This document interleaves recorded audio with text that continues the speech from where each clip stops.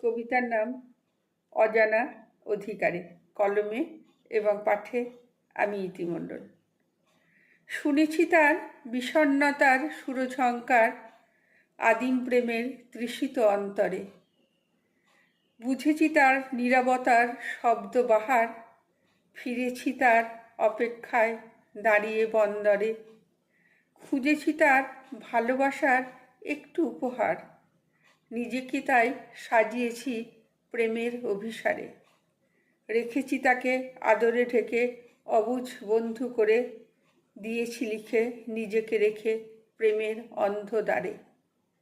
হয়েছি তার আলিঙ্গনে ব্যথিত বহুবার, তবুও তার শরীরটায় জড়িয়েছি বারে বারে।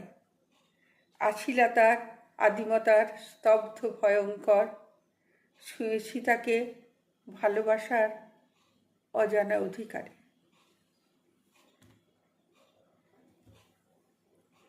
নমস্কার।